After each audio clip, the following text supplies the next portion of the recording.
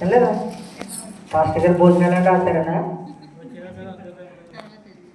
తర్వాత తింటారా? మంచిది. అన్నిటికన్నా ముఖ్యమైనటువంటి ఆహారము జీవవాక్యం. ఈ ఆహారము మనం తినగలిగితే మన జీవితానికి డోకా లేదు. ఇంకా భౌతికమైన ఆహారం తింటే మరలా ఆకలేస్తాడు. అవునా? అవునా?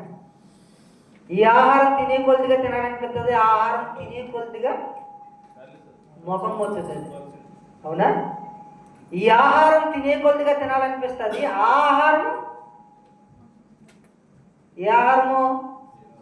చికెను, మటను, ఫిష్ వగైరా వగైరా వగైరా. అవి తినే కొద్దిగా ఏమనిపిస్తుందంట? ముఖం వస్తుంది. అవునా? ఇంత పెట్టేవాడు ఇంతే తినగలుగుతాం నేను సర్వసాధారణంగా. తినరా అబ్బాయి నువ్వు డేక్ష పట్టుకుని పెడితే తింటాడు. అందుకనే బైబిల్ గ్రంథంలో ఒక మాట ఉంటుంది, కడుపు నిండిన వాడు తేనె పొట్టైనా తొక్కేస్తాడు అంటాడు. అంటే వాడు కడుపు నిండిపోయిందంటే దాంతో అవసరం లేదు. కానీ దేవుడు వాక్యం అలా కాదంట, నువ్వు తినే కొద్దిగా ఇంకా తినాలి ఇంకా తినాలి ఇంకా తినాలనిపిస్తుందంట. నా పేరు సురేష్, నాది సెగ్నేటిపల్లి సంజీవయ్య కాలనీ. దేవుడు వాక్యాన్ని చెప్పడానికి దగ్గరగా నేను చిన్న వయసులోంచి కూడా, అందుగా 2010 సంవత్సరంలో నేను బాప్తిసం తీసుకున్నాను. 2010 సంవత్సరం నుంచి కంటిన్యూగా దేవుని వాక్యాన్ని చెప్తూనే దేవుని సువార్తను ప్రకటిస్తూనే ఉన్నాను. యూత్ ఫర్ క్రైస్ట్ టీమ్ అనేటువంటి ఒక టీం ద్వారా ఇండియా ప్రాంతంలో, కొండ ప్రాంతాల్లో, కోయ ప్రాంతాల్లో, లంబాడి సింగ్ ప్రాంతాల్లో, ఒరిస్సా ప్రాంత బోర్డర్లో దేవుని సువార్తను ప్రకటించడానికి దేవుడు అనేక ప్రాంతాలకు తీసుకుని వెళ్ళాడు. ఇప్పటికీ కూడా స్టిల్ గడిచిన 6, 7, 8 తారీఖుల్లో ఈ నెల, ఈ రోజుతో లాస్ట్ అయిపోయింది. సహోదరులందరూ కూడా బయలుదేరి వచ్చేస్తూ ఉన్నారు. దేవుడు అద్భుత రీతిగా ఆ ప్రాంతంలో భోజనాలు పెట్టడం, వస్త్రాలు అందించడం, చిన్న బిడ్డలకి బుక్స్, పెన్నులు అవన్నీ వగైరా వగైరా ఇవ్వటం, ముసలోడికి లింగి పంచులు, చీరలు ఇవన్నీ పంచు. దేవుడు ఇటువంటి సువార్తలో చాలా అద్భుతంగా దేవుడు వాడుకుంటున్నాడు. ఇది ఎప్పుడు వస్తుంది, ఎలా వస్తుంది అంటే మనకు రాదు. దేవుడు మన హృదయంలో ఒక ఆలోచన పెట్టినప్పుడు మాత్రమే అది వస్తుంది. అందుకనే ఈ మధ్యాహ్న కాల సమయంలో చాలా జాగ్రత్తగా వినండి. ఒక వాక్యాన్ని మీతో పంచుకోవాలనుకుంటున్నాను. ఆ భావన రావాలి అంటే, ఆ ఆలోచన రావాలి అంటే, ఆ ఉద్దేశం రావాలంటే, మానవుడా నువ్వేం చేయాలంటే దేవునికి నిన్ను నువ్వుగా సమర్పించుకోవాలి. దేవునికి ఏం చేయాలంట? మనల్ని మనము దేవునికి సమర్పించుకోవాలంట. సమర్పించుకున్న వాళ్ళని ఎన్నడూ కూడా దేవుడు విడిచిపెట్టడు. ఆయన సమర్పించుకునేటువంటి వారు కొరకు ఎదురు చూస్తాడంట. ఒక్కసారి కనుక వన్స్ అగైన్ మరలా చెప్తున్నానండి, ఒక్కసారి కనుక నువ్వు సమర్పించుకోగలిగితే దేవుడు నీ ద్వారా సూరకార్యాలు చేయటానికి ఎప్పుడు కూడా ఆయన. చాలా జాగ్రత్తగా వినండి. బావి ఎంతమందికి తెలుసు? చెప్పాలి మీరు. బావిలు ఎంతమందికి తెలుసు? బావులంటే తెలియదు మనక. చిన్నప్పుడు ఈ మినరల్ వాటర్లు ఇవన్నీ లేనప్పుడు నూతుల దగ్గరికి వెళ్ళి, నువ్వు అంటే అర్థం అవుతుందేమో, నూతుల దగ్గరికి వెళ్ళి వస్త్రహీనులుగా ఉన్నప్పుడు స్నానం చేసిన రోజులేంది నేను అక్కడ. అవునా? అక్కడ వయసుతో సంబంధం లేదు. చిన్న వయసులో ఉన్నప్పుడు ఆ బావి దగ్గరికి వెళ్ళేటప్పుడు ఎంత చల్లగా ఉన్నారు ఆ బావి నీళ్ళ. ఎండాకాలం వచ్చేటప్పటికి ఏం చేసేవాళ్ళు మనము? నెత్తి మీద నుంచి కాలు దాకానికి నేనైతే ఇక బకెట్లో నీళ్ళేసి కూర్చునేవాడిని. ఏం చేసేవాడిని? బకెట్లో నీళ్ళేసుకుని కూర్చునేవాడిని నేను. ఎందుకంటే నా బాడీ హీట్ ఎక్కువ. ఆ చల్లదనానికి ఇంకెక్కడి నుంచి లేచేవాడిని కాదు నేను. మా అమ్మమ్మ లెగుతావా అని చీపరాటించి కొట్టింది. ఎందుకంటే రొమ్మ పట్టేస్తుందని అంత ఇష్టం. అవునా? బావేటప్పుడు తెలిసిందా మీకు? తెలిసింది కదా. వాటెవర్, బాగా మంచిది. ఈ బావి గురించి ఒక సందర్భాన్ని నేను మీతో పంచుకోవాలనుకుంటున్నాను. బైబిల్ గ్రంథంలో బావిని గురించి అనేకమైనటువంటి వాక్యాలు వ్రాయబడి ఉన్నవి.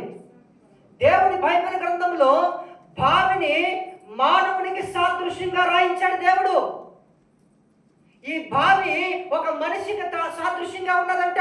ఈ బావిలోంచి మనం నేర్చుకుంటామండి అయ్యగారు చల్లని నీళ్ళు ఏదో నేర్చుకోవాలి అనుకుంటున్నాను. ఆ బావిలో నుంచి కొన్ని విలువైన సంగతులు బైబిల్లో రాసి ఉన్నది. చదువుదామా ఒకసారి ఆ మాటలు? చదువుదామా? రెండవ పేతురు గ్రంథం 2వ అధ్యాయము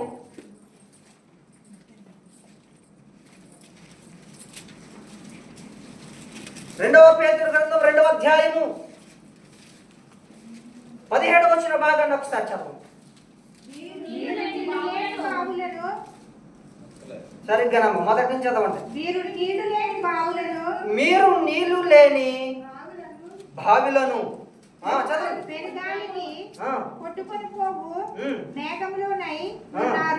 సరిపోతుంది. చాలా జాగ్రత్తగా వినండి ప్రియమైన దేవుని బిడ్డలారా, రాసుకోండి వచ్చును. ఆ వాక్యంలో అలా ఉన్నదా లేదా చదువుకోండి ఇంటికి వెళ్ళిన తర్వాత. ఈ పాద్రి గారు చెప్తున్నదన్నీ కూడా ఏం చేసి గంగరెద్దుల తలకాయ ఊపేయకుండా ఆ దాంట్లో ఉన్న వాక్యం సరిగ్గా చెప్తున్నాడా లేదా, సత్యమా కాదా, అవునా కాదా, పరిశుద్ధాత్ముడు మనతో మాట్లాడుతున్నా లేదా అని మీరు దాన్ని క్షుణ్ణంగా చదువుకుని విలువ తెలుసుకోవాలి. అక్కడ పేతురు భక్తుడు మాట్లాడుతున్నాడు. రెండవ రాసినటువంటి పేతురు గ్రంథము 2వ అధ్యాయము 17వ వచన భాగంలో అంటూ ఉన్నాడు, వీరు నీళ్లు లేని బావులను. సరిపోతుంది. వీరు ఎవరంట? వీరు అంటే ఎవరంట? సరిగ్గా మీరు చెప్పారు. ఎవరంట? మనమే. చాలా జాగ్రత్తగా ఉండండి ప్రియమైన దేవుని బిడ్డలు. మధ్యలోనే క్వశ్చన్స్ అడుగుతారు, మీరు వినకపోతే తర్వాత మీరే బాధపడతారు. మీరు వినలేదా, నేను మధ్యలో క్వశ్చన్ అడుగుతాను. పేతురు భక్తుడు అంటున్నటువంటి మాటలు ఏంటో తెలుసా? మీరు నీళ్లు లేని బావిలో.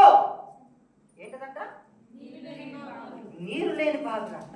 అంటే మానవుల్ని కానీ మనుషుల్ని కానీ ఎవరితో పోలుస్తున్నాడు?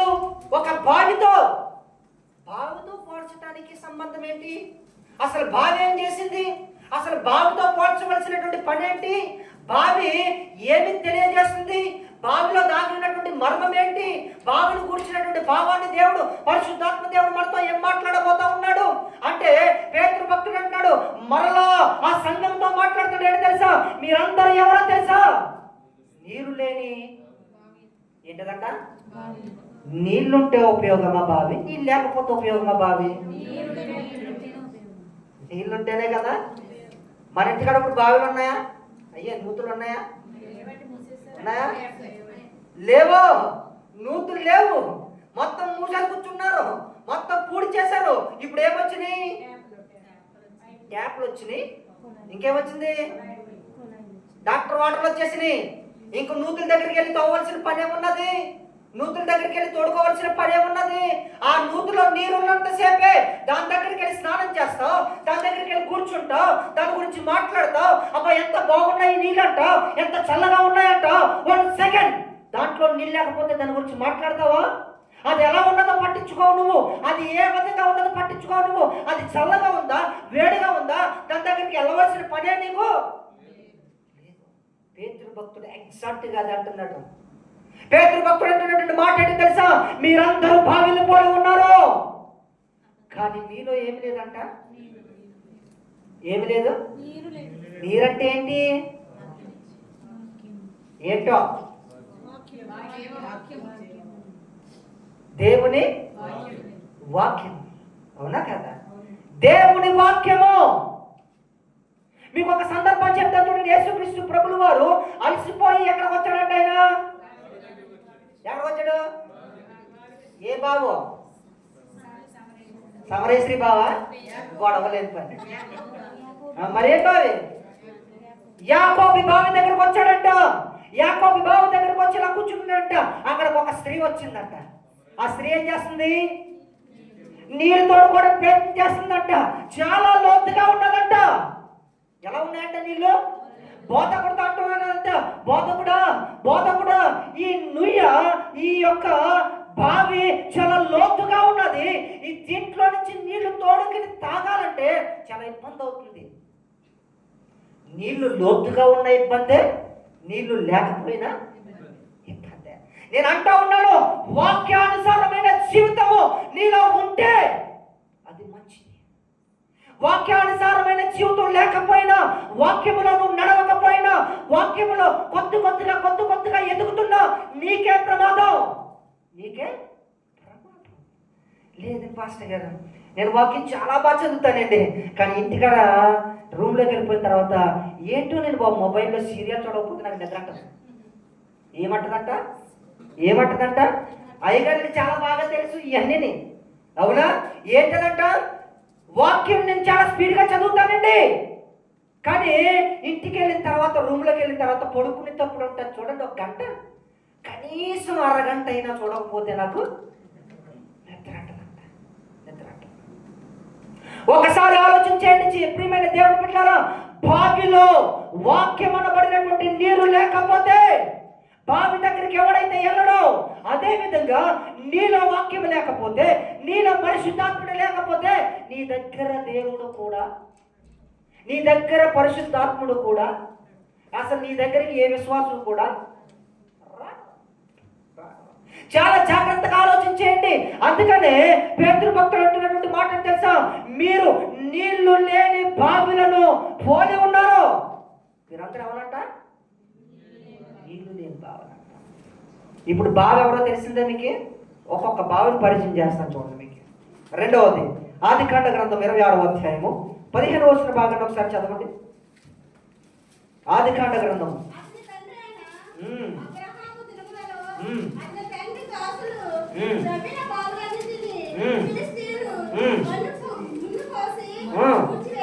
సరిపోతుందమ్మా. అక్కడ కనబడుతున్నటువంటి మాటని చదివారు కదా, మీరు చాలా జాగ్రత్తగా వినండి. అయిపోతే చదివారా? దేవుని స్తోత్రం. ఒకసారి నవ్వు చూడండి. చదివేశారా? రాసుకున్నారా? దేవుడు చెప్తున్న మాట ఏంటి తెలుసా? ఆదికాండ గ్రంథము 26వ అధ్యాయం 15వ వచనంలో ఆయన స్పష్టంగా చెప్తా ఉన్నటువంటి మాట ఏంటి తెలుసా? అబ్రహాము తవ్వించినటువంటి బావి ఒకటి ఉన్నది. ఆ బావిని ఎవరు పూర్తి చేశారంట? ఫిలిస్తీన్లు పూర్తి చేశారు. ఫిలిస్తీన్లు పూడ్చబడ్డారు. అంటే ఆ బావి పూడ్చి వేయబడినటువంటి బావి. ఇప్పుడు బావి ఎవరో? నువ్వెవరో? మీరు ఆ సింక్ మాత్రం వదిలిపెట్టకండి. అర్థమైందా? ఆ సింక్ లో ఉండండి. బావి ఎవరు? ఇప్పుడు అప్పుడే మీకు అర్థమవుతుంది ఎవరో. ఇప్పుడు ఆ బావి ఏం చేయబడ్డదంటే పూడ్చి వేయబడ్డది. ఏం చేయబడ్డదంట? పూడ్చి వేయబడ్డది. ఎందుకు పూడ్చి వేయబడింది? ఎవరైనా దాంట్లోనే ఫిలిస్తీన్లు. ఈ రోజున దేవుడు చెప్తున్న మాట ఏంటో తెలుసా? మనందరము బావిని పోలి ఉన్నాము. మనందరి జీవితాలు ఎలా ఉన్నాయంటే పూడ్చి వేయబడ్డాయి. ఎలా పూడ్చి వేయబడ్డాయంటే ఫిలిస్తీన్లకు దానికి సాదృశ్యంగా ఉన్నారు. వాళ్ళెవరో అన్యులు, వారెవరో దేవుని ఎరగని వారు, వారెవరో దేవుడికి వ్యతిరేకులు, వారెవరో దేవుడు అంటే ఇష్టం లేని వారు, వారెవరో దేవుణ్ణి. ఈ రోజు నేను చెప్తున్నాను, ఓ క్రైస్తవుడా, ఓ సంఘమా, ఈ రోజున దేవుడు సూటిగా నీతో మాట్లాడుతున్నాడు. బావిగా నువ్వు పోడ్చబడుతున్నావు. ఒక బావిగా నువ్వు ఉన్నావు. నీతోనే దేవుడు మాట్లాడుతున్నాడు. నీవు పోడ్చబడిపోయిన బావిలా ఉన్నావేమో. దేవుడికి దూరం అయిపోయి ఫిలిస్తీన్ల లాంటి జీవితాన్ని కలిగి ఉండి దేవుడిని అసహించుకుంటూ, దేవుడికి దూరంగా బ్రతుకుతూ, దేవుడు అంటే ఇష్టం లేక రోడ్డు మీద గంగిరెద్దులాగా తిరుగుతున్నటువంటి జనాంగములాగా ఉన్నావేమో. దేవుడు చెప్తున్నాడు, నీ బావి పూడ్చబడిపోయింది, జాగ్రత్త. నీ బావి పూడ్చబడిపోయింది, జాగ్రత్త. దేవుడు అంటే అసహ్యం వేస్తుందా నీకు? దేవుడు మందిరం అంటే అసహ్యం వేస్తుందా నీకు? దేవుడు వాక్యం అంటే చదవాలనిపించట్లేదా నీకు? దేవుడు ప్రార్థన అంటే చేయాలనిపించట్లేదా? అంటే నువ్వేం చేయబడ్డావు? ఏం చేయబడ్డావు? పూడ్చబడ్డావు నువ్వు. నీ బావి వల్ల ఎవరికి ఉపయోగం లేదు. అసలు మరి ముఖ్యంగా చెప్తున్నాడు, నా దేవునికి అసలే ఉపయోగం లేదు. నీ జీవితము ఎవరికి ఉపయోగము? ఎవరికి ఉపయోగము? ఈ పనికి మారినటువంటి ఈ యొక్క లోకానుసారమైనటువంటి క్రియల వైపుకు వెళ్ళిపోయి దేవుడు ఇచ్చినటువంటి జీవితాన్ని విడిచిపెట్టి నీ బావిని నువ్వే. నీ దగ్గరకు ఒకడు వచ్చి వినాలి, నీ దగ్గర ఒకడు వచ్చి నేర్చుకోవాలి. ఫలానా స్త్రీ అంటే దేవునిలో ఎదుగుతున్న స్త్రీ అని చెప్పాలి. హల్లెలూయా, హల్లెలూయా. ఆమె ప్రార్థన చేస్తే పరిశుద్ధాత్మ దేవుడు దిగి వస్తాడు అని చెప్పాలి. అలా చెప్పించుకోగలిగే ధన్యతలో బ్రతకాలి. ఒకవేళ నీ గురించి అలా కనుక చెప్పకుండా డిఫరెంట్ వేలో చెప్తుంటే నువ్వేం చేయబడ్డావు తెలుసా? పూడ్చి వేయబడ్డా. ఇంకో బావి కోసం చూద్దామా? ఆ బావి ఎలా ఉందో చూద్దాం.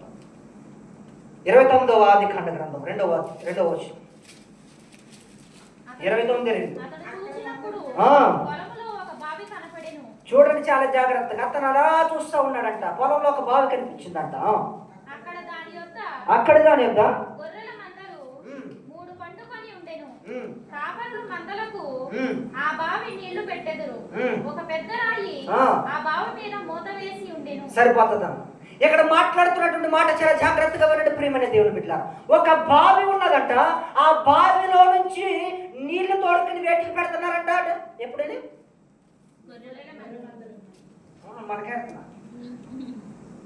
మనకెడుతున్నారమ్మా.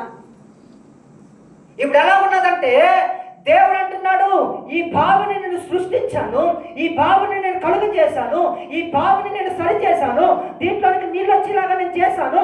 దీనిలో నుంచి నీళ్లు రావటానికి ఏం చేయాలంట? నువ్వు ఏం చేయాలి? ఇప్పుడు దాంట్లోకి నీళ్ళు రావాలంటేనే ఏం చేయాలి? హల్లెలూయా, హల్లెలూయా. ఆ బావిలో ఉన్నటువంటి నీళ్లు అందరికి ఉపయోగపడాలి అంటే ఆ బావి మీద ఉన్నటువంటి మూతను తీయాలంట.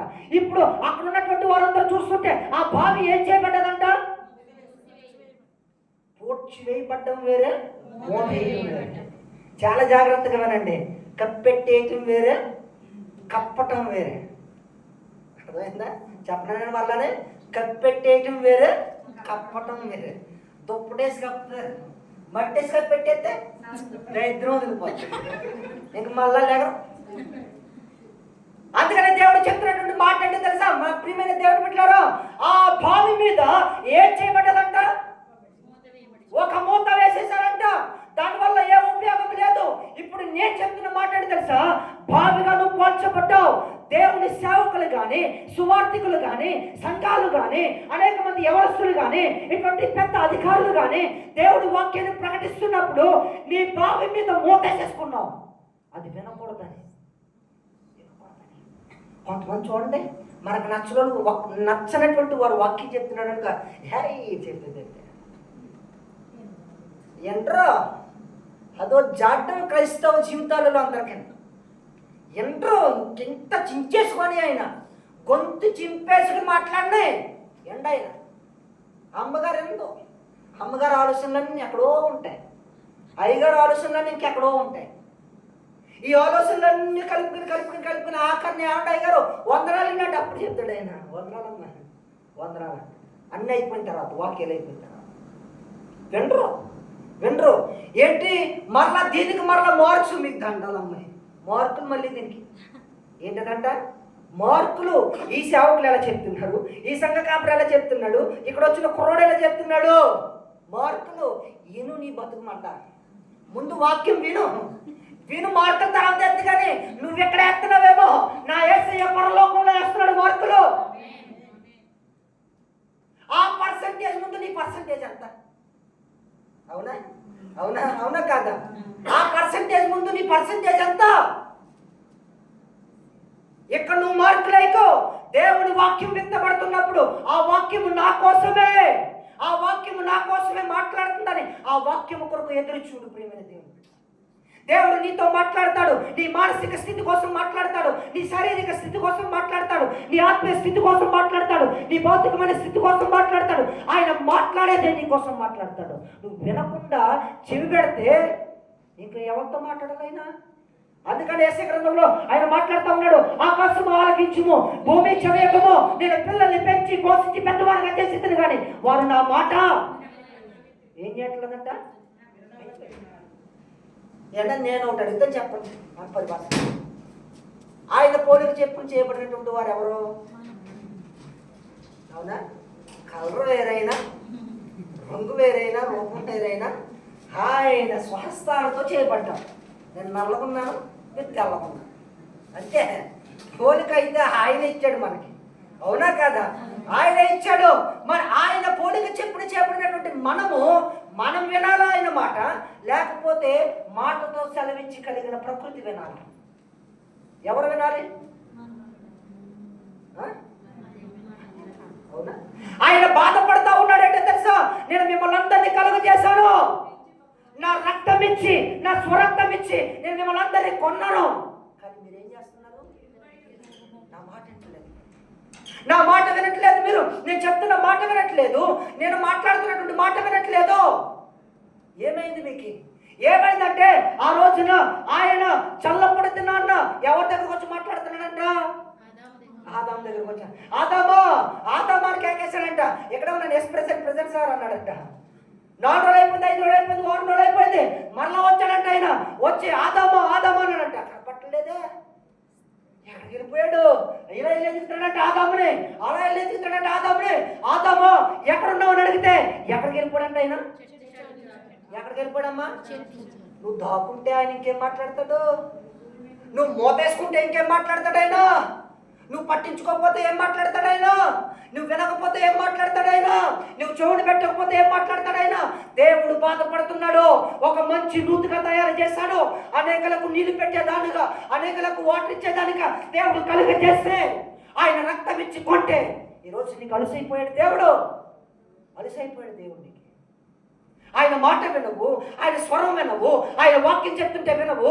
నాకెందుకులే అంటావు, నాతో కదా ఆవుతో మాట్లాడుతుంది అంటావు, నాతో కదా అప్పుతో మాట్లాడుతుంటే అంటావు. ఏ పోయే కాలం వచ్చింది మనకి? ఎందుకలా బ్రతుకుతున్నారు? దేవుడు బాధపడుతున్నాడు. నా ప్రియమైన దేవుడు, ఒక మంచి నుయ్యగా తయారు చేశాడు నిన్నే, ఒక మంచి బావిగా తయారు చేశాడు నిన్నే. నీలో నుంచి ఒక నీరును ప్రవహింపచేసి అనేకలకు వాటిని నీ దగ్గరకు వచ్చి గొర్రెలు తాగుతున్నాయి, నీ దగ్గరకు వచ్చి గొడ్లు తాగుతున్నాయి, నీ దగ్గరకు వచ్చి మనుషులు తాగుతున్నారు. ఇంతమంది నీ దగ్గరకు వస్తుంటే నా దేవుడు అనేకులకు నీవు పానీయం ఇచ్చేదానిగా ఉంచితే నువ్వు మాత్రం ఏం చేస్తున్నావు తెలుసా? మూత వేసుకొని పొలబెట్టేసుకుంటున్నావు జీవితాన్ని. బీ కేర్ఫుల్, జాగ్రత్త. అలా ఉండదు, అలా ఉండదు. దేవుడు బాధపడుతున్నాడు. నా ప్రియమైన దేవుడు బిడ్డలారా, ఇప్పటికైనా నీ భావి జీవితాన్ని మార్చుకో. నీ భావిని మరలా పునరుద్ధరించుకోవడానికి ప్రయత్నం చేయి. దేవుడు అంటున్నాడు, అందమైన భావిగా తయారు చేశాడు. నన్ను కూడా దేవుడు ఒక అందమైన బావిలా తయారు చేశాడు. ఎప్పుడు ఒక అందమైన బావిలో ఎప్పుడు తయారు చేశాడంటే, అది నేను చెప్తున్నాను, చాలా జాగ్రత్తగా ఉంది. ఒక అందమైన బావిలాగా 1990లో దేవుడు నన్ను తయారు చేశాడు. ఒక అందమైన బావిలాగా బయటికి తీసుకుని వచ్చాడు. 1990లో ఒక అందమైన బావిలా తయారు చేసి బయటికి తీసుకుని వచ్చాడు. అప్పుడు నాకు ఏం తెలియదు. నా తల్లి గర్భంలో నుంచి నేను అప్పుడే వచ్చాను. అంతా బాగున్నది, ఎదిగాను. 5 సంవత్సరాలు వచ్చింది, 6వ సంవత్సరం వచ్చింది, స్కూల్కి వెళ్ళాను, చదువుకుంటున్నాను. 8 సంవత్సరాలు అయింది. నాకు తెలియదు కదా ఈ లోకంలో ఏం జరుగుతుందో అని. అంతలాగా మెచ్యూర్ అయ్యేటువంటి మైండ్ కాదు కదా అప్పుడు, మెచ్యూర్గా ఆలోచించేటువంటి మైండ్. 9 సంవత్సరాలు వచ్చినాయి, 10 సంవత్సరాలు వచ్చింది. అందమైన బావిగా తయారు చేశాడు ఆయన నన్ను, ఈ భూమి మీదకి పంపించాడని. 9 సంవత్సరాలు అయిన తర్వాత నేను ఎదుగుతూ ఉన్నాను. ఎదుగుతూ నా బావిని 12వ సంవత్సరం నుంచి పాడు చేసుకోవడం మొదలు పెట్టాను నేను. 12వ సంవత్సరం నుంచి మీకు అర్థమవుతుందో లేదో కానీ 15 సంవత్సరాలు వచ్చిన తర్వాత సినిమా పాటలు రిమిక్స్ చేశాను నేను. ఏ పాటల కింద రిమిక్స్ చేశాను తెలుసా? చెప్పులు ఇచ్చి కొట్టేస్తారు, వింటాను మీరు అందరూ కూడా. అంత బాగా రిమిక్స్ చేశాను. ఎంత బాగా అంటే బూతుల్లో పాటలు పాడేవాడిని. నేను చేయని పనంటూ కూడా లేదు. నా బావిని చాలా అందంగా తయారు చేసి 1990లో నా తల్లి గర్భంలో వచ్చి బయటికి తీసుకుని వస్తే, నా జీవితంలో 15 సంవత్సరాలు వచ్చిన తర్వాత నా బావిని ఏం చేసుకున్నానంటే నేను పాడు చేసేసుకున్నాను. అలా ఎదుగుతూ ఉన్నాను. ఇంకా 20 సంవత్సరాలు వచ్చింది. 20 సంవత్సరాలు వచ్చిన తర్వాత ఇంకా వివచ్చమైపోయాను. ప్రేమ అంటూ తిరిగాను, ప్రేమలో పడ్డాను, అమ్మాయితో లవ్లో పడ్డాను. ఆ అమ్మాయే కావాలనుకున్నాను, ఆవిడ లేకపోతే నాకు జిందగీ లేదనుకున్నాను. జీవితం అలా కొనసాగుతూ ఉన్నది. బావిని అలా పాడు చేసుకున్నాను చూడండి. ఆమె నా దేశం, ఆమెకు తెలిసిపోయింది, ఈయనకు తెలిసిపోయింది, కొట్టు చచ్చిపోయారు అందరూ కూడానే. అయినా సరే అమ్మాయిని తీసుకెళ్ళిపోయారు, పెళ్ళి అయిపోయింది. మరలా నేను పెళ్ళి అయిపోయిన అమ్మాయి కూడా కావాలని వెళ్ళిపోయాను నేను. చూడండి నా బావిని అలా పాడు చేసుకున్నాను. మీరు నవ్వటానికి కాదు, నా సాక్ష్యాన్ని ఎందుకు చెప్తున్నట్టే, దేవుడు అన్నాడు ప్రజలందరూ ఎదుట నీ సాక్ష్యాన్ని చెప్పి నీ బావిలో నుంచి కొన్ని నీళ్లు వాళ్ళకి పట్టించన్నాడు ఆయన. హల్లెలూయా, హల్లెలూయా. అయినా తిరిగాడు. 25 సంవత్సరాలు వచ్చింది నా ప్రియమైన దేవుని బిడ్డలారా. 25వ సంవత్సరంలో నా దేవుడు నన్ను పట్టుకున్నాడు. నా దేవుడు పట్టుకున్న తర్వాత ఏం చేసింది తెలుసా? పిల్లలేదు జల్లాలేదు, ఇంకా పిల్లలేదు జల్లాలేదు.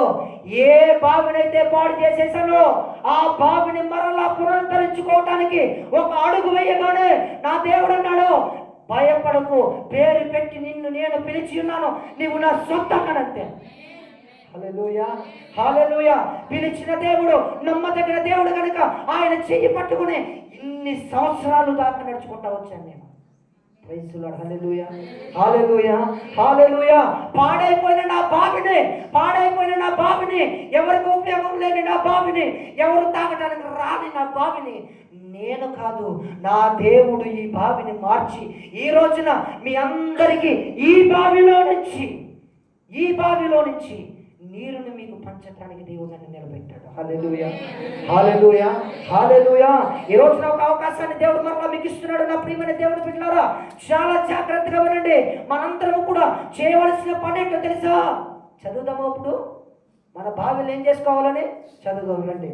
ఆదికాండ గ్రంథము 26వ అధ్యాయము 18వ వచన భాగాన్ని ఒకసారి చదవండి. ఆదికాండ గ్రంథం 26వ అధ్యాయము.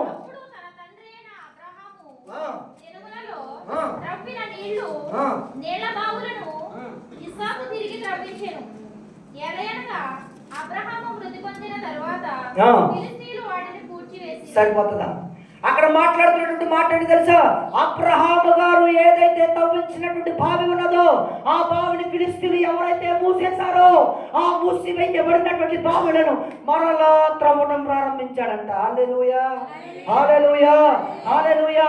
కన్నీరు కార్చి అడగండి మధ్యాహ్న కాల సమయంలో, దేవా మూసివేయబడిన నా బావిని, పూడ్చివేయబడిన బావిని ఈ రోజున ఇప్పుడే ఈ క్షణమే తవ్వి మరలా తిరిగి పునరుద్ధరింపజేయని అడగల దేవుడిని. హల్లెలూయా, హల్లెలూయా, హల్లెలూయా.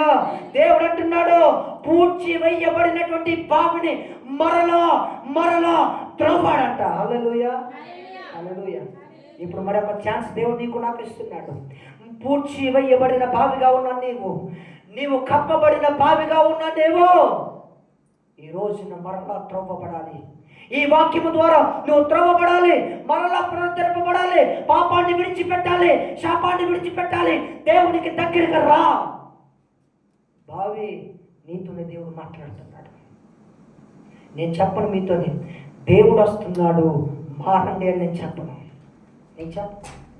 ఎందుకు చెప్పను అంటే అది మంచి మాట కాదు. అది దేవుడు వస్తున్నాడు మారండి ఏంటి? దేవుడు వస్తున్నాడు మారండి అనేంటి? అందుకని ఒక బ్రదరు ఒక వాక్యం చెప్పాడు ఎక్కడో, కానీ నేను విన్నానది. ఆ మాట అంటే ఒక బూతులా అనిపించిందంట పాస్టర్ గారికి. ఎలా కనిపించింది అనుకుంటున్నారు? ఒక బూతులా కనిపించిందంట. దేవుడు వస్తున్నాడు మారండి అని చెప్పడం. ఎందుకని బూతులా కనిపిస్తుందంటే, చూడండి, ఒక స్త్రీ ఉన్నది, పెళ్ళయింది, తన భర్త దూర ప్రాంతంలోకి వచ్చాడు. కానీ ఆమె ఏం చేస్తుందో తెలుసా? అక్రమ సంబంధం పెట్టుకుని తిరుగుతుంది. ఆ పక్కన ఉన్న ఒక ఆవిడకి ఆ విషయాలన్నీ కూడా తెలుసు. ఇంకా ఆవిడకి అక్రమ సంబంధాల కోసం తెలిస్తే ఆయన 3 సంవత్సరాలు చేసుకుంటాడంట. ఆయన గల్ఫ్లోనే. ఇక 4 సంవత్సరాలు అయిపోయింది, అతను ఇక్కడికి రావాలి. అప్పుడు ఆ పక్క ఇంటి ఆవిడ అంటుందంట ఆవిడతోనే, ఓలే ఎందుకు దౌర్భాగ్య స్థితి నీకు, ఎప్పటికైనా మారే మీ ఆయన వచ్చేస్తాడు. ఏమన్నదంట? ఎప్పటికైనా మారే మీ ఆయన వచ్చేస్తాడు అన్నదంట. ఎందుకు పూత అన్నాడు తెలుసా? దేవుడు వస్తున్నాడు ఎప్పటికైనా మారని. అంటే ఇప్పటికైనా మారు అని అంటే దాని అర్థం ఏంటి? అటు విడిచిపెట్టలేదు కాను. అంటే ఇప్పుడు మారాలా నువ్వు? నీ కోసం ఎప్పుడు 2025 సంవత్సరాలు కదా చచ్చిపోతాయినా, నీ కోసం రక్తం కారిస్తే ఏంటి అప్పటి నుంచి చెప్తుంటే నువ్వు ఇంకా మారకుండా ఈరోజు ఆయన వచ్చేస్తున్నాడని చెప్పి మారుతావా? నీ అంత దరిద్రమైన జీవితం ఈ లోకంలో లేదు. ఆయన వస్తున్నాడు అని మారుకో, ఆయన చూస్తున్నాడు అని మారంతే. హల్లెలూయా, హల్లెలూయా. ఆయన పరిశీలిస్తున్నాడు అని మారు. అందుకని సామెతల గ్రంథంలో అంటాడు, ఆకాశమంత ఆశ్చర్యుడై నరుల యొక్క హృదయాన్ని తేటగా చూస్తున్నాడంట. ఆయన చూపులంట మంచివారి మీదను చెడ్డవారి మీదను అవి ఏమన్నాయంట? నిలిచి ఉన్నాయి. హల్లెలూయా, హల్లెలూయా, హల్లెలూయా. అందుకని దేవుడు ఏమంటున్నాడు తెలుసా? బావి, నీవు పూడ్చబడి ఉన్నావు, నీవు కప్పబడి ఉన్నావు, ఎప్పటికైనా నీవు మరలా త్రవ్వబడి మరలా బలపడండి, మరలా పుంజుకోండి. ప్రభువా అయిపోయింది, ఏదో అయిపోయింది, నా జీవితం పాడైపోయింది, నా జీవితం నాశనం చేసేసుకున్నాను. ఈ రోజున వాక్యం ద్వారా నాతో మాట్లాడుతున్నాను. నా బావి అనేకులకు ఉపయోగపడాలి, నా బావి అనేకులకు దాహాన్ని ఇవ్వాలి, నా బావి అనేకులను ఆదరించేదిగా ఉండాలి. నా బావిని బ్రతికించుకోవాలనుకుంటున్నాను. మరలా నన్ను త్రవ్వండి తండ్రి, మరలా నన్ను చెక్కండి తండ్రి, మరలా నన్ను తయారు చేయండి తండ్రి, మరలా నన్ను వాడుకోండి తండ్రి, మరలా నన్ను బలపరచండి తండ్రి.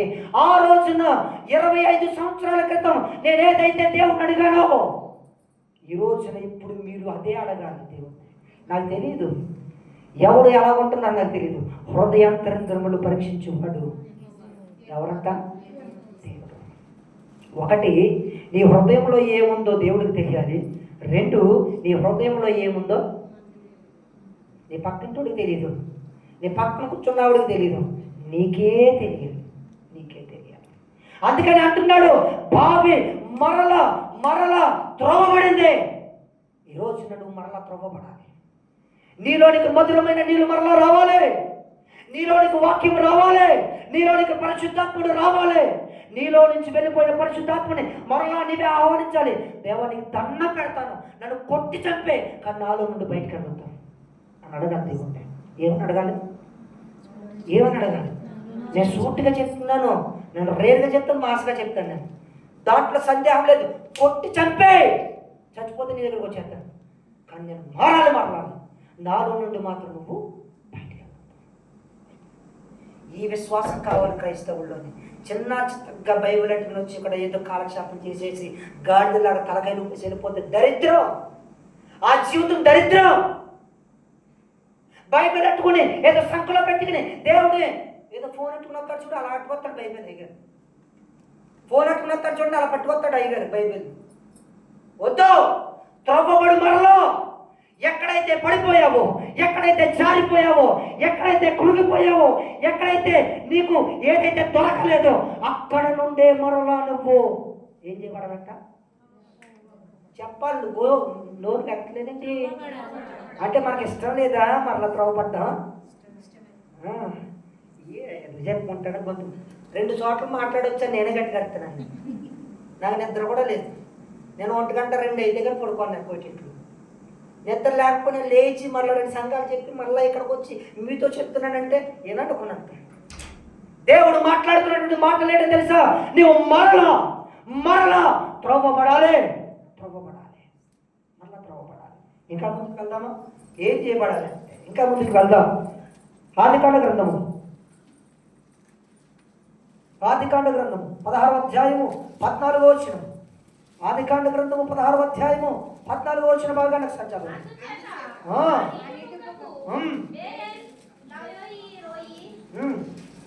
పేరు పెట్టబడెను. అది కాదేశునకు వేరేటప్పుడు వచ్చి ఉన్నది. తరువాత హాగరు అబ్రహామునకు కుమారుని కనెను. అబ్రహాము హాగరు కనిన తన కుమారునికి ఇష్మాయేలు అని పేరు పెట్టెను. సరిపోతుంది. 21వ అధ్యాయం 19వ వచనం కూడా చదువు. 21:19. ఆదికాండం 21:19. మరియు దేవుడు ఆమె కన్నులు తెరిచినందున ఆమె నీళ్లు ఓట చూచి వెళ్ళి ఆ తిత్తిని నీళ్లతో నింపి చిన్నవానికి త్రాగనిచ్చేది. సరిపోతుంది. ఇంకొక వచ్చు ఇర్మియా గ్రంథం 2వ అధ్యాయం 13వ వచనం. చూడండి, ఇర్మియా గ్రంథం 2వ అధ్యాయం 13వ వచనం.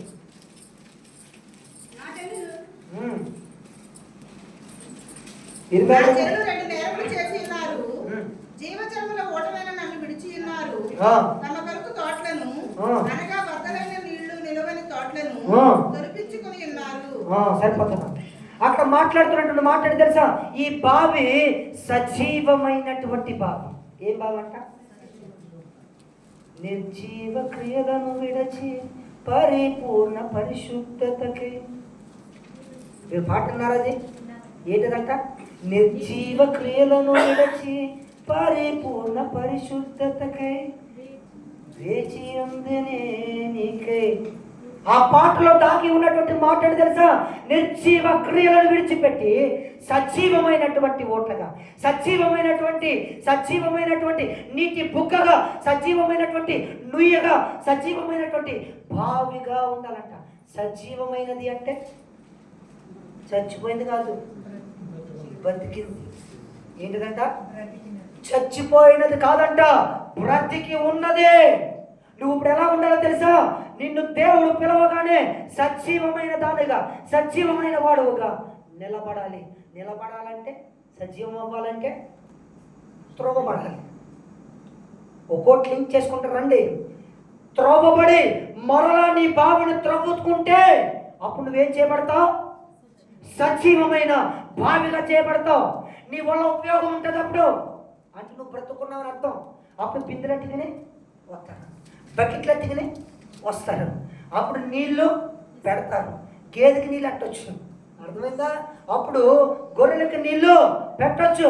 అంటే సజీవముగా నువ్వు మార్చబడాలి. త్రవ్వబడి సజీవంగా మార్చబడాలి. మూడవది చెప్పిన చూడండి, సంఖ్యాకాండము 21వ అధ్యాయం 17వ వచన భాగాన్ని చదవ. సంఖ్యాకాండము 21వ అధ్యాయము 17వ వచన భాగం. అప్పుడు ఇశ్రాయేలు ఈ పాట పాడిరి, బావి ఉప్పుకుము. సరిపోతుంది. ఇక్కడ మాట్లాడుతున్నట్టు మాట ఏంటి తెలుసా? ముందే చేయబడాలి, ముందు బావి త్రవ్వబడాలి. రెండవది సజీవమైన బావిగా ఉండాలి. మూడవది ఉబ్బుకుచ్చు ఉండాలి. ఏం చేయాలంట అంటే ఏంటి? నీళ్ళు. మీకు అర్థమైన చెప్తాను. బావిలోకి చేదేస్తామా? చేదేస్తున్న కొద్దిగానే నీళ్ళన్నీ ఒకసారిగా పైకి తీసుకున్నాం, ఇంక మరలా నీళ్ళు రావట్లేదు అనుకో, ఏం చేస్తారు మీరు? ఉపయోగం ఉందా బావి వల్ల? మీకు అర్థమవుతుందని చెప్తుంది. బావిలోంచి చేదేసి నీళ్లు తోడుతూ ఉంటుంటే దాంట్లో నీళ్ళు అయిపోయిన తర్వాత మరలా ఇంకా నీళ్ళు రావట్లేదు అనుకో, ఆ బావి వల్ల ఏమన్నా? కానీ మరలా దాంట్లోనికి ఆటోమేటిక్గా నీళ్ళు పొంగుతూ వస్తుంది అంటారు చూడండి. దాన్నే వెన్న ముద్దలు పెడుతున్నాను, చాలా జాగ్రత్తగా. ఎలా? ఉపుకుతూ ఇంకా నీళ్లు తోడుతూ ఉన్నా, ఇంకా నీళ్ళు వస్తా ఉన్నాయి అంటే దాంట్లో ఏం చేయబడుతుంది తెలుసా? ఇప్పుడు నీలో నుంచి పరిశుద్ధాత్ముడు వస్తూనే ఉండాలి. నీతి, యథార్థత, ప్రేమ, దయ, సంకల్పం అన్నీ కూడా ఎక్కువగా రావాలి. ఉబ్బుకుతూ ఉండాలి. నువ్వు ప్రేమ సరిపోద్దులే, ఈ ప్రేమ ఎక్కడితో అనుకోకూడదంట, సరిపోద్దులే ఈ విశ్వాసం ఎక్కడితో అనుకోకూడదంట, సరిపోద్దులే ప్రార్థన ఎక్కడితో అనుకోకూడదంట. అనుదినము, అనుక్షణము, అను నిమిషము, అను సెకండు దేవుని కొరకు ప్రార్థన చేస్తూనే ఉండాలి. దేవుని కొరకు వాక్యం చదువుతూనే ఉండాలి. శూర కార్యాలు చేయాలి, నీతి కార్యాలు చేయాలి. యథార్థతను విడిచిపెట్టకుండా ప్రతి దినము ప్రభువు కొరకు చచ్చిపోయే వరకు బ్రతక. హల్లెలూయా. దాన్నే ఏం చేయబడుతున్నాడు? ఏం చేయబడ్డా? ఉబ్బుకుచున్నటువంటి ఎలా ఉండాలంట? బావిలాగా ఉండాలి. ఇలా ఈ యొక్క సాయంకాల సమయంలో ఆలోచించి, నెంబర్ 1, పాడైపోయిన నీ బావిని, కప్పబడ్డ నీ బావిని, మూతవేయబడ్డ నీ బావిని ఏం చేయమన్నాడు ఆయన? త్రవ్వమన్నాడు. నెంబర్ 2 ఏం చేయమన్నాడు? సజీవం అవ్వమన్నాడు. నెంబర్ 3 ఏం చేయమన్నాడు? ఉబ్బుకుచ్చు ఉండాలి. ఇవన్నీ చేయటమైన ఉంటుంది. ఇవి ఆయనకు అప్పగించుకోవాలి. ఇక ఆఖరిగా ఒక మాట చదువుకున్నాం. ఆదికాండం 21వ అధ్యాయం 30వ వచన భాగాన్ని ఒకసారి. నేనే ఈ బావిని తవ్వించినందుకు నా సాక్షాత్కారముగా ఈ 7 గొర్రె పిల్లలను నీవు నా చేత పుచ్చుకొనవలెనని చెప్పెను. అమ్మా 21:30. నేనే ఈ బావిని త్రవ్వించినందుకు నా సాక్షాత్ముగా ఈ 7 గొర్రె పిల్లలను నీవు నా చేత పుచ్చుకొనవలెనని చెప్పెను. ఇక్కడ కనబడుతున్న మాట చాలా జాగ్రత్తగా ఉండండి. అక్కడ కనబడుతున్నటువంటి మాట ఏంటి తెలుసా? చాలా జాగ్రత్తగా ఉండండి. ఇది చాలా బి కేర్ఫుల్. ఈ బావి సాక్షార్థమైనటువంటి టైం అయిపోయింది. ఈ బావి సాక్షార్థమైనటువంటి బావి అంటే డౌట్గా చూస్తుంటే నాకు తలుపులు కొట్టేస్తున్నా. ఈ బావి సాక్షార్థమైనటువంటి బావి. ఈ బావి ఆఖరికి ఏం చేయబడాలి? సాక్ష్యాన్ని నిలబెట్టుకోవాలి. సాక్ష్యాన్ని మొదటిదిగా త్రవ్వబడాలి, రెండవదిగా సజీవమైన బావిగా ఉండాలి, మూడవది ఉబ్బుకుచూ ఉన్నటువంటి బావిగా ఉండాలి, నాలుగవది సాక్షార్థమైనటువంటి. చెప్పండి, మీ ఇంట్లో మీ సాక్ష్యం ఎలాగుంది? మీ ఆవిడ దగ్గర మీ సాక్ష్యం ఎలాగుంది? మీ ఆయన దగ్గర మీ సాక్ష్యం ఎలాగుంది? మీ పిల్లల దగ్గర మీ సాక్ష్యం ఎలాగుంది? మీ సంఘ కాపరి దగ్గర మీ సాక్ష్యం ఎలాగుంది? మీ సంఘ విశ్వాసాల దగ్గర మీ సాక్ష్యం ఎలాగుంది? ఎలాగుంది? ఎలా త్రోవ పడితే సరిపోదు, ఏం చేయబడితే సరిపోదు? కూర్చుని తెగతో వేస్తుందంట ఒక ఆవిడ. ఎవరవిడి? సమరయ స్త్రీ. ఎవరవిడి? సమరయ స్త్రీ కూర్చుని ఓ తోడేస్తుందంట. దాంట్లో నుంచి యేసుబాబు గారు వచ్చారు. అమ్మా ఇప్పుడు నన్ను నీళ్ళు తల్లి అన్నాడంట. అయ్యగారు మీరు తాగలేరు బాబు, మీరు యూదులు, మేము బాబు మేము ఇవ్వలేమండి. లేదమ్మా నువ్వు ఈయన తాగుతాను అన్నాడంట. అదేంటి బాబు అని అంటే నీకు పెళ్ళి అయిందంటే పెళ్ళి అవ్వలేదు అన్నాడంట. అదేంటి నీకు పెళ్ళి అయింది కదా, ఇప్పుడు ఉన్నవాడు కూడా నీ భర్త కాదు, కాకపోతే నీకు ఆల్రెడీ ఎంతమంది ఉన్నారో అప్పుడు అనుకున్నదంట. ఆవిడకి తెల్లారిపోయింది, ఆవిడకి మైండ్ వెలిగిపోయింది. అప్పుడు అన్నదంట, ఏమన్నది ఆవిడ? ఏమన్నది?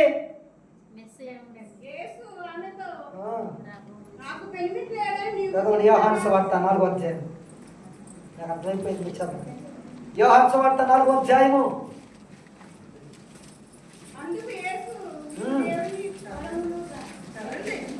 చదవండి అమ్మా, మాట పడుతున్నారేంటి? యోహాను సువార్త 4వ అధ్యాయం.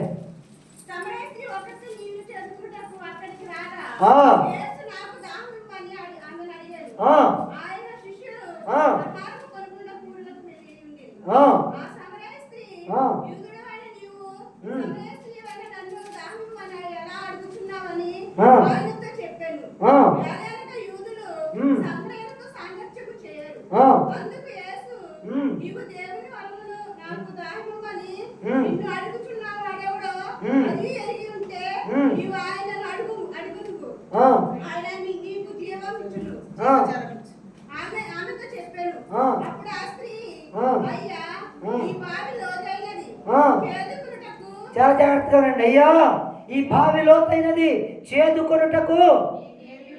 తర్వాత చదవమ్మా.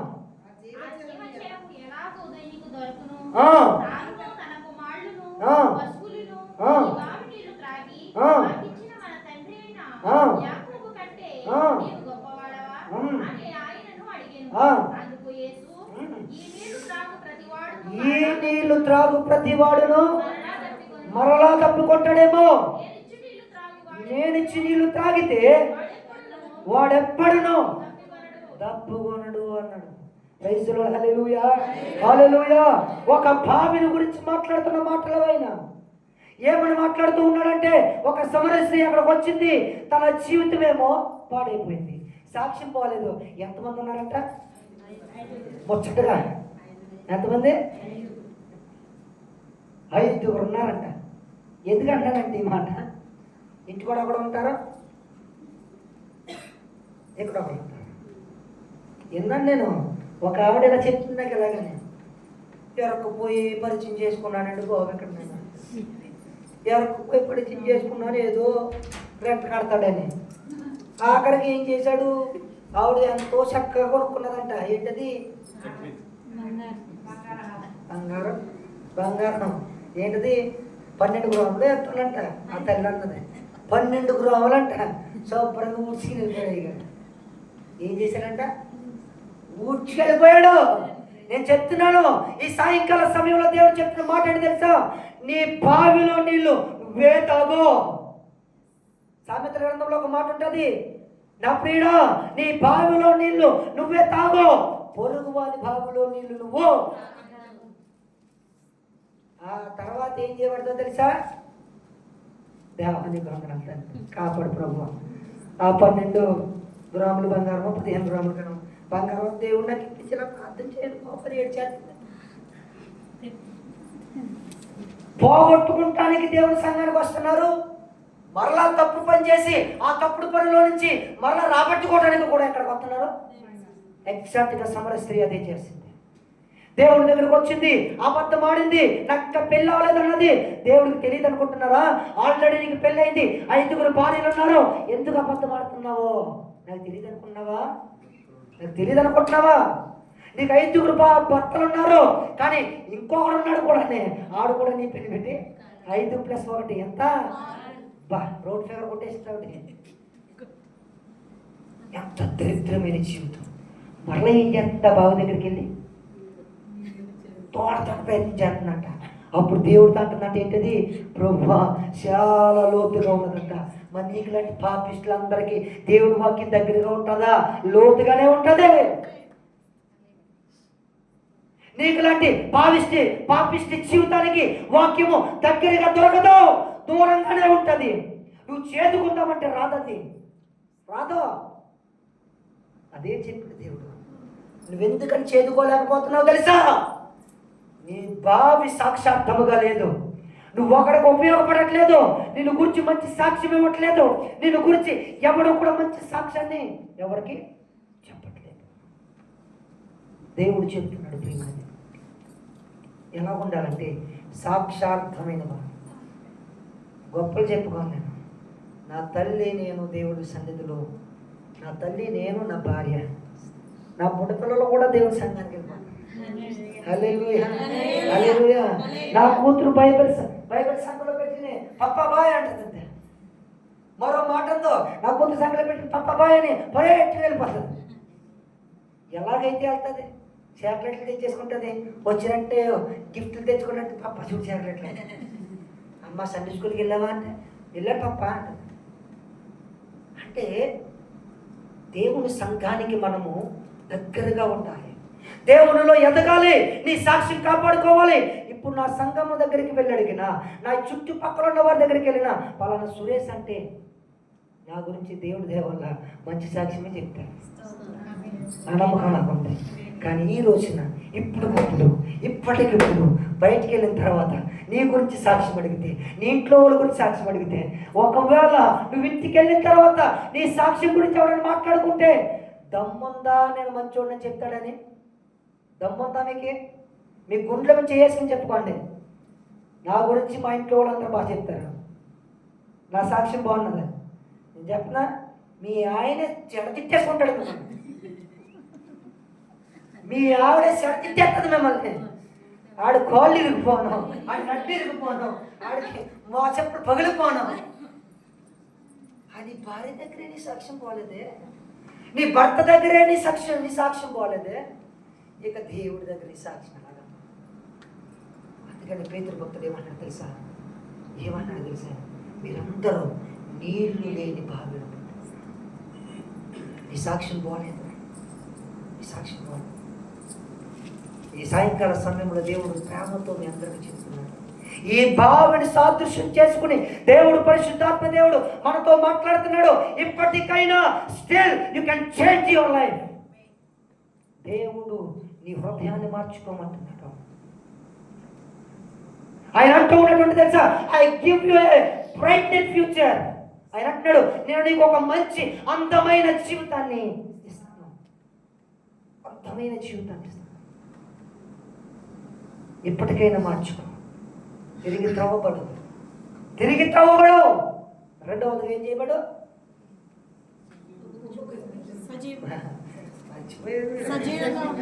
అందమైంది. మొదటిది త్రవ్వబడాలి, రెండవది సజీవమైన బావిగా, మూడవది ఊపుకొచ్చున్నటువంటి బావిగా, నాలుగవది సాక్షార్థమైనటువంటి బావిగా ఉంటాం. 4 విషయాలు చెప్తాను. డిసైడ్ చేసుకోండి ఈ రాత్రి, ఏ బావిలా ఉన్నారు మీరు? మీ బావి ఏం చేయబడ్డారు? మీ బావి నిజంగా మార్చుకోవటానికి ఇష్టపడుతున్నారా? మీ జీవితాన్ని దేవుడు సిద్ధంగా ఉన్నాడు మీ బావిని సరి చేయటానికి, అనేకులకు ఉపయోగపడటానికి, అనేకులకు ఆశీర్వాదకరంగా ఉంచటానికి, దేవుడికి మహిమకరంగా ఉంచటానికి దేవుడు మిమ్మల్ని ఒక మంచి బావిలాగా తయారు చేశాడు. మీ సాక్ష్యాన్ని కాపాడుకోండి, వాక్యములో ఉబుకుతూ ఉండండి, ప్రార్థనలో ఉబుకుతూ ఉండండి, విడిచిపెట్టేయకండి. 1 గంట ప్రార్థన చేసుకుని విడిచిపెట్టేయకండి, 2 గంటలు ప్రార్థన చేసుకుని ఎక్కువైపోయిందని విడిచిపెట్టేయకండి. మీకు దండం పెడతాను, చచ్చిపోయేదాకా ప్రార్థన కానీ వాక్యము కానీ విడిచిపెట్టకండి. ఇదే ఆఖరి దినము, ఆయన రాకడ సమీప దినం. ఆయన వస్తాడని మారమని నేను, ఆయన నీ కొరకు చచ్చిపోడని మారని, మీ కొరకు ప్రాణం పెట్టాడు. ఆయనను ప్రేమతో ప్రేమించటానికి మారండి. ఈ లోకములో ఎవ్వరి మీద విశ్వాసం ఉంచకండి, ఈ లోకములో ఎవ్వరిని పట్టించుకోకండి, ఈ లోకములో ఎవ్వరు వెనకాల వెళ్ళకండి, ఈ ఈ లోకంలో ఎవరితో సాంగత్యం ఎక్కువగా చేయకండి. నేను చెప్తున్నాను మీతోని, రక్త సంబంధులైనా సరే విడిచిపెట్టేస్తాను. నీ భావని నువ్వే సరి చేసుకో, నీ భావని నువ్వే సరి చేసుకో. నీ భావని ఎవ్వడు సరి చేయడు. నీ భావిని నువ్వే త్రవ్వుకోవాలి, నీ భావిని నువ్వే సాక్షాత్తంగా ఉంచుకోవాలి, నీ భావిని నువ్వే సజీవం ఉంచుకోవాలి. నీ భావిని నువ్వేం చేయాలి? ఏం చేయాలి?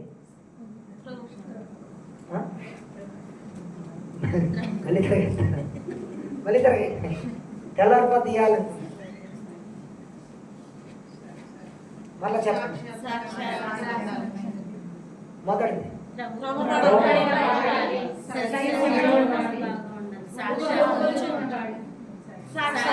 मर्चिपोकंడి, दिमाग रखोंడి. कभी नहीं भूल जाएगा. ये बात तो सुनना है, ऊपर जाएगा तो गॉड भी सुनता है. హిందీ కూడా చెప్తుంది నాకు. దేవుడు చూస్తున్నాడు. దేవుడిని మర్చిపోకండి. నీ భావి త్రోవబడాలి యేసు నామములో. హల్లెలూయా. నీ భావి ఉప్పుకుతూ ఉండాలి యేసు నామములో. నీ భావి సజీవమైనదిగా ఉండాలి యేసు నామములో. నీ భావి సాక్షాత్తుగా ఉండాలి యేసు నామములో. నీ బావిలోంచి నీళ్లు పారుతూనే ఉండాలి. హల్లెలూయా, హల్లెలూయా. అట్టి విధంగా దేవుడు మనందరినీ కూడా నిలబెట్టును కాక. చిన్న ప్రార్థన చేద్దాం. చిన్న ప్రార్థన. బైబిల్ మూసేయండి. చిన్న ప్రార్థన. టైం చిన్న ప్రార్థన. దేవానికి మంచి తండ్రి, మా కన్న తండ్రి, మా కొరకు ప్రాణం పెట్టిన దేవ,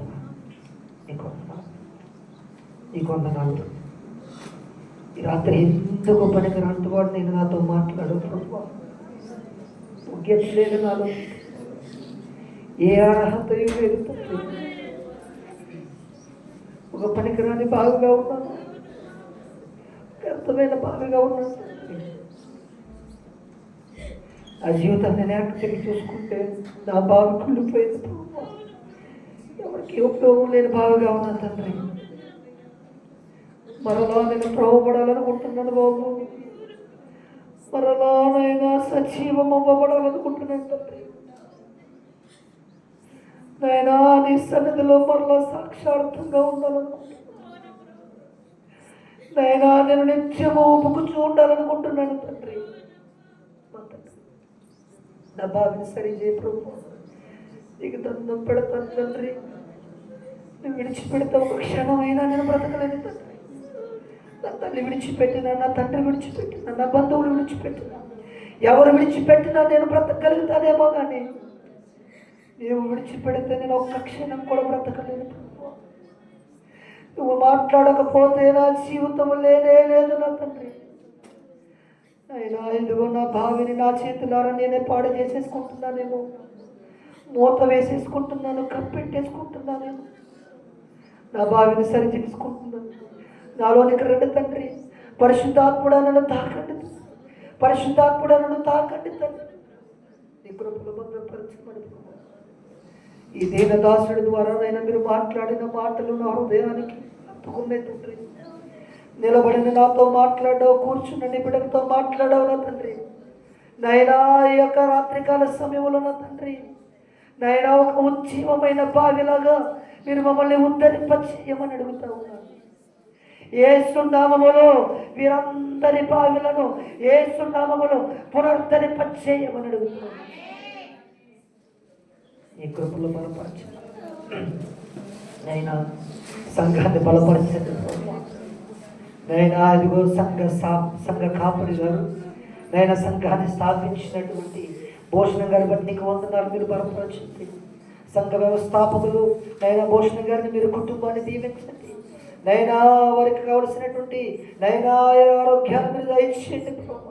సంఘాన్ని బలపరచండి, సంఘాలను విశాలపరచండి, సంఘ బిడ్డలను రప్పించండి, సంఘాన్ని నానాటిగా అభివృద్ధిపరచండి. సంఘంలో ఏ బలహీనత ఉన్నదో, ఏ రోగం ఉన్నదో, ఏ రుగ్మత ఉన్నదో వాటన్నిటిని యేసు నామములో క్రీస్తు యేసు మహిమైశ్వర్యములో తీర్చమని స్వస్థపరచండి. సంఘాన్ని నానాటికి బలపరచమని నైనా. ఇదిగోనైనా మరి వచ్చే వారం జరగబోతున్నటువంటిదైనా నాయన సంఘమును స్థాపించినటువంటి దినోత్సవముగా జరుపుకుంటూ ఉండగా నాయన వారికి కావలసిన ధనాన్ని సమకూర్చండి. ఆర్థికంగా, శారీరకంగా, భౌతికంగా, ఆత్మీయంగా దినము మీరే బలపరిచి నడిపించండి. ఈ కృపను మరొకసారి అడుగుతా ఉన్నాను, నా బావిని సరిచేసి ఈ బావిని మలుచుకొని చక్కటి బావిగా మార్చుకుని సాక్షార్థమైన బావిగా నిలబెట్టుకుని నీ కొరకు మమ్మల్ని బలపరచమని ప్రాణప్రియుడైన యేసుక్రీస్తు దివ్యనామములో అడిగి వేడుకను ప్రార్థన చేయించున్నాము తండ్రి. అవకాశం ఇచ్చినటువంటి అధ్యక్షుడికి, సంఘానికి, దేవుడి సేవకులు భూషణ గారికి కూడా ప్రత్యేకమైన పరిస్తాం.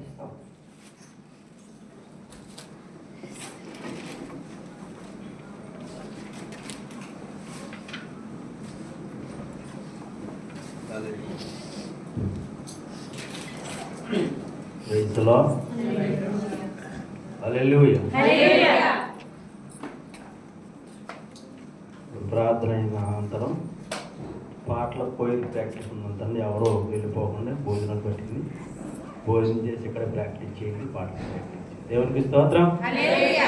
వచ్చేవారు కదమ్మా, యూత్ వారు ప్రతి ఒక్కరు కూడా మంచి చక్కటి వాకింగ్ చెప్పినట్టు సురేష్ గారికి ప్రత్యేకమైన వందనాలు. విన్నారు కదండి, ఏ బావి? సాక్షార్థమైన బావి, సజీవమైన బావి, ఉబ్బికేడి బావి, ఇంకోటి ఉంది ఏంటి? బావి. దేవునికి స్తోత్రం. మనం ఎప్పుడు కూడా ఉబ్బికేడి బావిగా, మనము సాక్షాత్ బావిగా ఉండాలి. దేవునికి స్తోత్రం. ఎక్కడ కూర్చున్నా అక్కడ ఉన్నట్టు ఉండకుండా ప్రభువులో దినదినము పరిపూర్ణతలకు మనము వెళ్ళాలేక దేవుని ఆశ, దేవుని కోరిక. దేవునికి స్తోత్రం. ప్రార్థన చేసుకున్నాం. అందరూ లేచి నిలబడండి, ముగ్గురు ప్రార్థన చేసుకుందాం.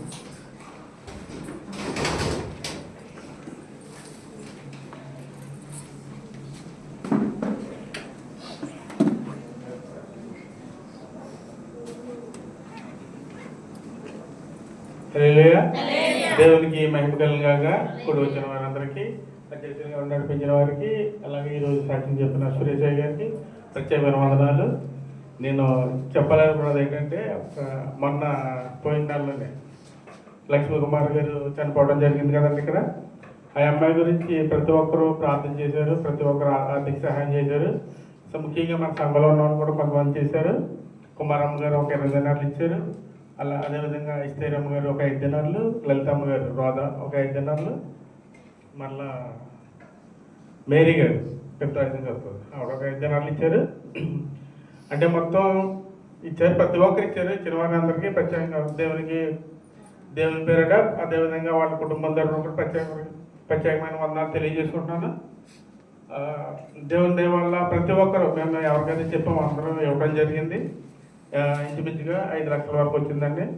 రేపు కట్టాలనుకుంటున్నాం. అది దాని గురించి మీరు అందరూ ప్రార్థన చేయండి. మేము పంపే డబ్బు అంతా వాళ్ళ పిల్లల నిమిత్తమే పంపాలనుకుంటున్నాం. అదే కాకుండా ఇంకా ఎవరన్నా ఇంటి దగ్గర, ఇక్కడ కాదనుకోండి మా వాళ్ళు ఇచ్చేవాళ్ళు ఉన్నారు, వారిని కూడా మీరు మీ అందరి ప్రార్థన జ్ఞాపకం చేసుకోండి. ప్రతి ఒక్కరిని ఇచ్చే అమ్మాయికి సహాయంగా నిలబడిన ప్రతి ఒక్కరి గురించి మీ ప్రార్థనలు జ్ఞాపకం చేసుకోండి. కొద్ది మాటలు దేవుడు దీవించను కాక. ఆమేన్. ఈ అవకాశం ఇచ్చిన అధ్యక్షుల వారికి వందనాలు తెలియజేస్తున్నాను.